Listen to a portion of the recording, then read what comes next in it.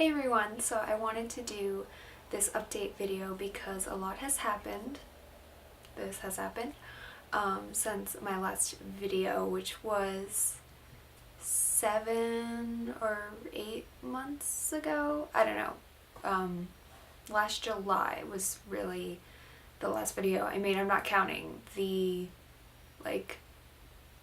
food video I made after that. But actually that was in July too, so never mind, just forget what I'm saying. Anyway, I wanted to do a health update video because, as I mentioned, a lot has happened and I have gotten a couple questions asking about my health and kind of how I'm doing, and I thought it was time to make a video and kind of become more active on this channel. So yeah, I'll just jump right into where I left off in my last video. So the last time I spoke about what was going on, I was taking Reglan, and that was going well. I was able to eat enough to maintain and gain weight, and I got up to around 96 pounds before things started kind of going downhill again.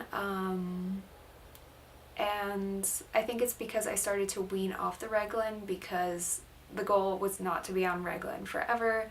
It's only meant to be short term, and it was time that I started weaning off, and this was under the care of my nutritionist, so she was working with me on working on that. And I was taking it 4 times a day before each meal and then at bedtime. So I stopped taking the bedtime one, and within the next couple days I noticed I was feeling worse. Let me back up a little bit. So when I was taking the Reglan, I still had symptoms, I still had pain and some discomfort when I would eat, but with the Reglan it just seemed like things were moving through my system, if that makes sense. So in that regards I feel like it was effective. But anyway, so once I dropped the bedtime one, I noticed within a couple days, like I said, that I would just have more of that abdominal discomfort and pain and nausea, and I didn't really know why. I didn't really correlate it with dropping the Reglan, and it wasn't until later that I kind of realized that without the Reglan I was feeling worse. So I continued to wean off it. I dropped the lunchtime one, and then the dinner, and then eventually I realized that dropping it was making me feel worse because I wasn't able to eat as much, and I was just barely maintaining weight at that point.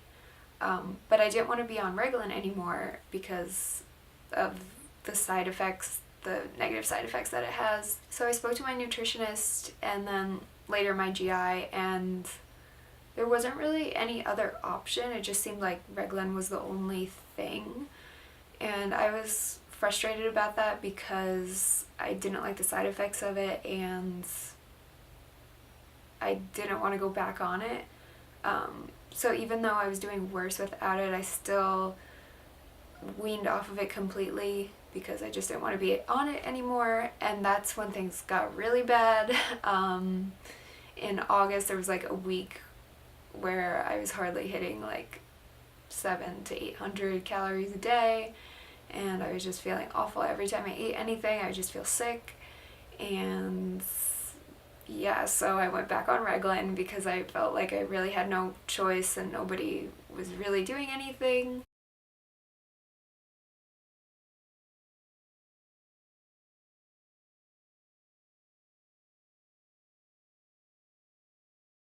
And at this point I had already seen a third GI, so I had seen 3 GIs at this point, and really the only solution seemed to be Reglan.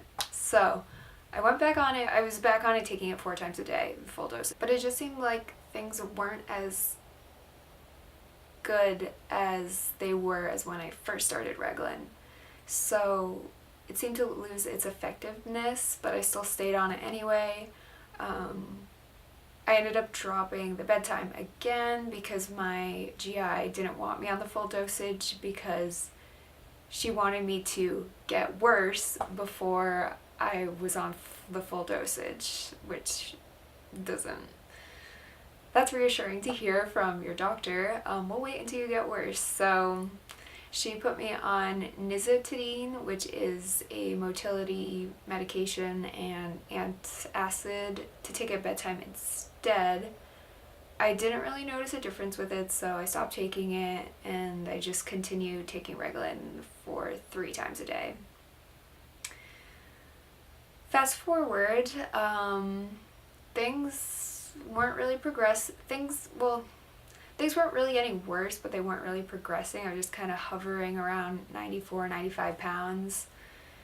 And, well, actually that week in August that I had mentioned where things got really bad, I dropped down to like 91 or 92 pounds. So I was able to get back up with the full dosage of Reglan, and then down to 3, I was able to maintain around 94.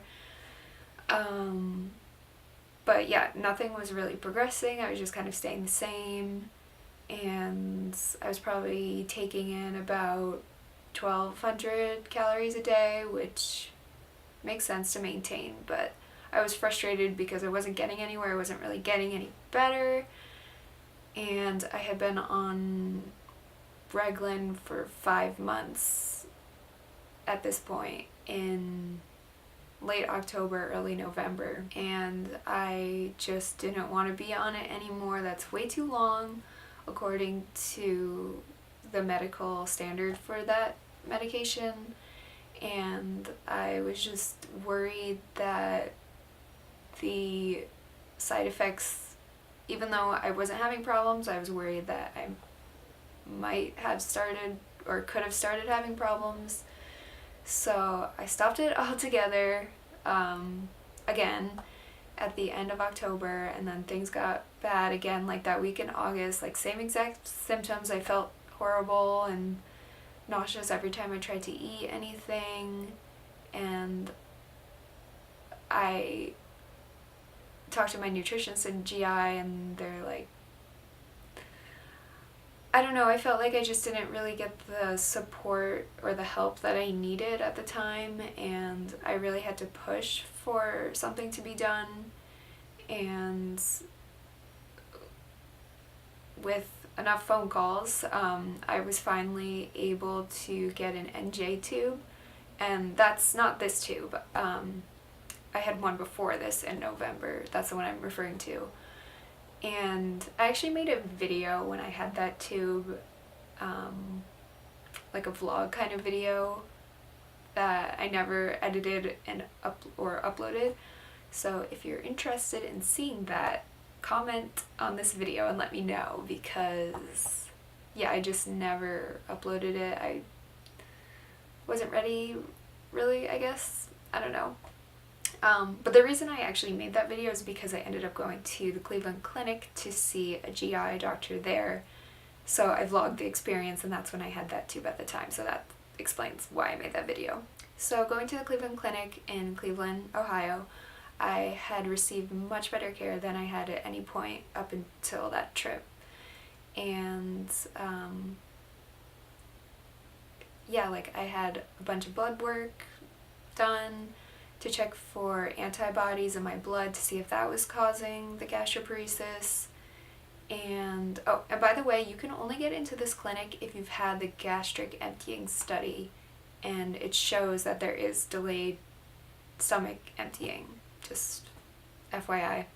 Anyway, yeah, so I had blood work done, and I had prescriptions written for erythromycin and Tigan. Tigan is an anti-nausea, and erythromycin is motility. So it was nice to know that I had those options rather than just taking Reglan. And that GI doctor actually does not like Reglan because of the side effects. So I'm glad that I had met a doctor that was on the same page as me. But pretty much as soon as I sat down in his office, he said that he wanted to do a POP procedure, which stands for peroral pyloromyotomy, which I'm still not exactly sure what it is. I know that it involves cutting a part of your stomach to improve motility, but that's pretty much all I really know.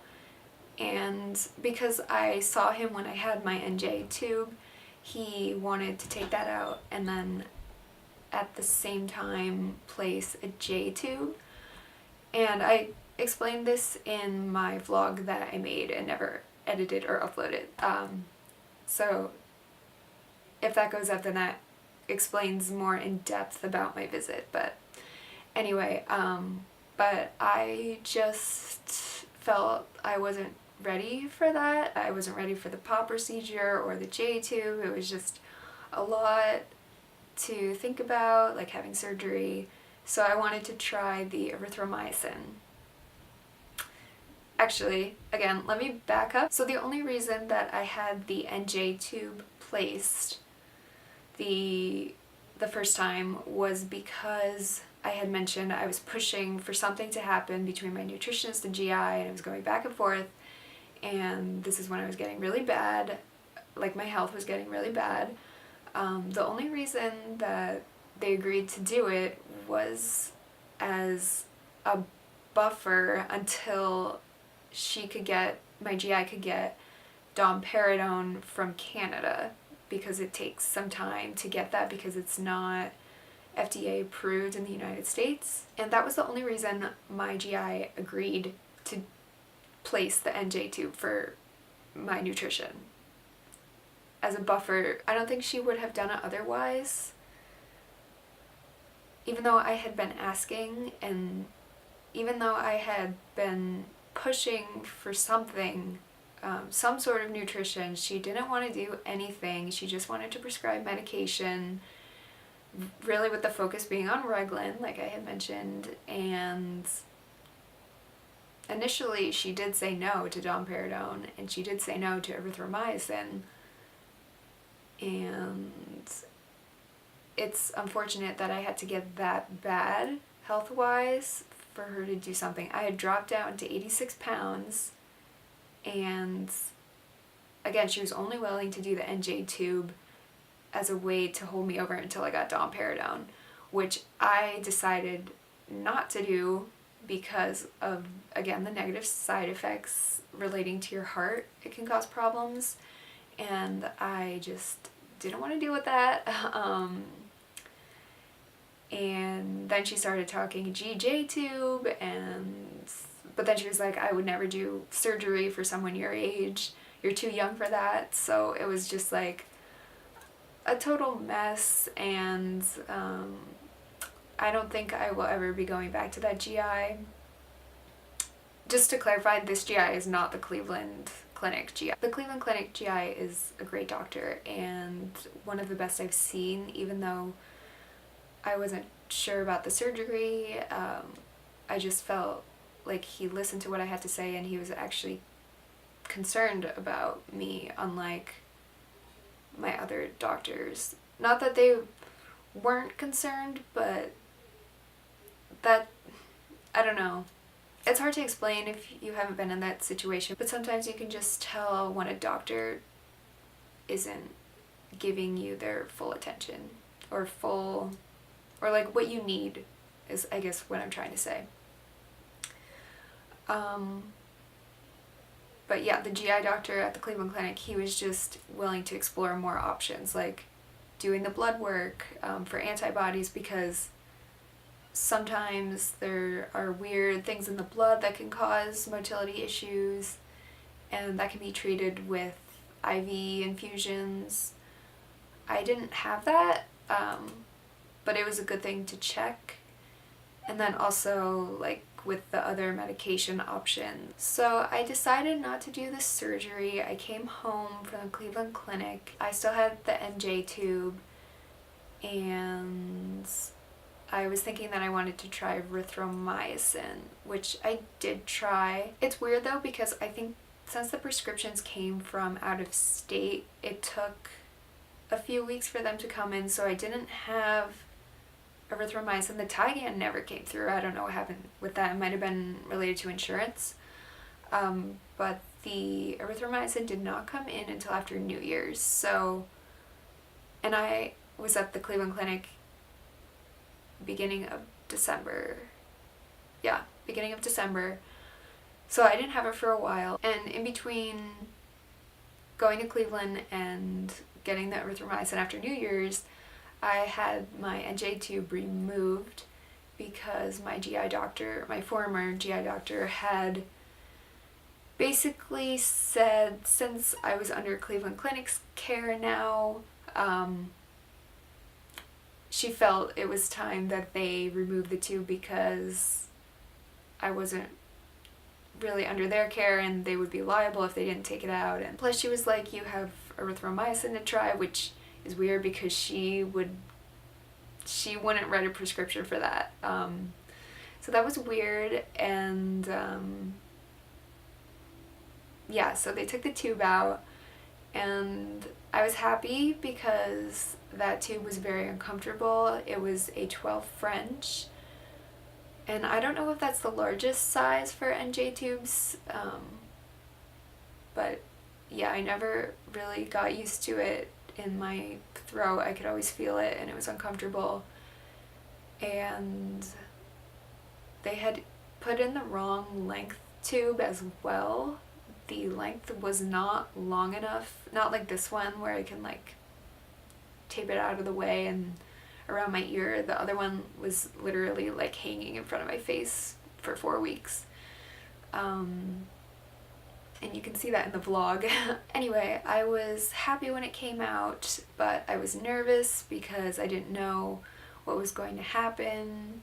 I don't know, I was just worried that I was going to lose weight again and my symptoms would be bad, and which they weren't initially. Well, they weren't as bad. Like I was able to eat more without any medication because I didn't have the erythromycin yet. This was like mid-December. So I felt optimistic because I felt like I was able to eat more. But I still had discomfort and pain when I was eating, and I wasn't able to eat enough, and my weight dropped again. I had gotten up to around 102 pounds with the tube. That's the weight I was when it came out. But then I was slowly dropping. But then I was optimistic again when I got the erythromycin because I felt like it was helping move things. I still had symptoms, but it felt like things were moving.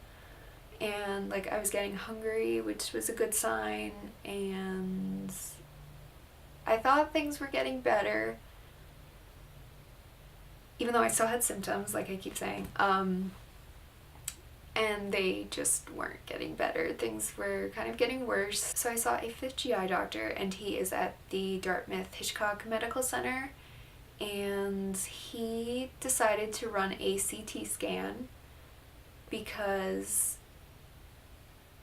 yes, the gastric emptying study showed delayed gastric emptying, but it didn't make sense to him why I would have just pure idiopathic gastroparesis, because that's what everybody was saying, and I agreed. He said sometimes there can be an obstruction within the digestive tract that can cause the symptoms that I had. So having that CT scan, that literally changed everything because I basically had a new diagnosis. My primary diagnosis was not gastroparesis. It was, or I guess still is, superior mesenteric artery syndrome, which basically means one of the arteries that runs from your heart past your intestine, it clamps down on your intestine because there's not enough fat around it. This condition is typically seen in people with very low body weight, like me, but not all the time, and other things can cause it, but my newest GI strongly believes that because my BMI is so low, that's the reason why I have this condition. And basically, as you lose more weight, your symptoms become more severe. So what we think has happened is I lost a little bit of weight almost 2 years ago now, and that brought on the symptoms of this condition, and in return I lost more weight, and then symptoms got worse, and then I lost even more weight. So it just kind of like snowballed out of control, and that's kind of where I am. So yes, I do have delayed gastric emptying, or I did, based on the gastric emptying study, which isn't always accurate, but based on that I do have some delayed emptying. It came back that my stomach was 17% full after the 4 hours of the study, so semi-delayed. So my GI believes that the gastroparesis, or like the delayed gastric emptying, is secondary to the SMAS, the superior mesenteric artery syndrome. Yes, so as far as treatment for this condition, weight gain is ultimately what will resolve it. At least that's what my GI doctor believes. So after being diagnosed, I met with a nutritionist, again at Dartmouth, and she basically said, you know, like, a high calorie diet is going to get you where you need to be, which I knew. I've been trying to gain weight for a long time. I just kind of realized I just don't think I can do this just by eating because of the symptoms. And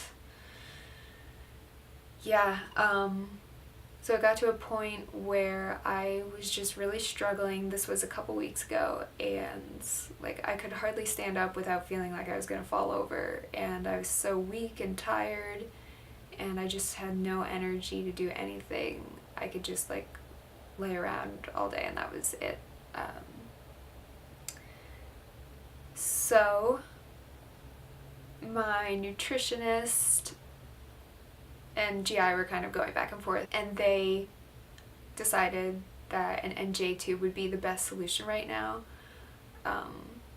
just to help me get my weight up. It's not 100% guaranteed that the condition will resolve itself once I build up enough fat around the artery, but it's very likely that it will resolve. I mean, I was already starting to feel a little better after the first NJ, so I am positive that things will completely resolve when I gain even more weight, because when the last tube came out, my weight just wasn't high enough, and it was unfortunate that I dropped back down again to 92 pounds. That's how much I weighed when I got this in.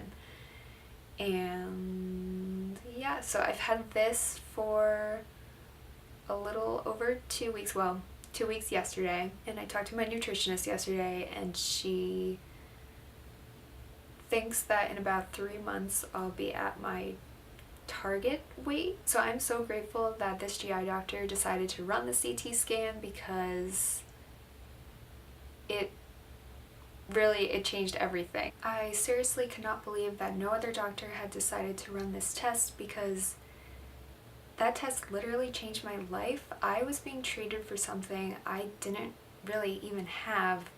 I was being treated for a symptom of the main condition. So I'm just so thankful for the medical team I have now. They know exactly what's going on, and things are finally progressing. I'm not just in this stagnant state. Like, I just feel like things are getting better, and I'm so happy because I'm just so ready to be back to normal and healthy and better again. So yeah, so I think that's going to be everything for this video. If you have any video suggestions, feel free to leave them in the comments, and don't forget to like this video and subscribe to see more videos that I plan to make as I continue my journey. And yeah, I think that's going to be it. So I will talk to you in my next video. Bye!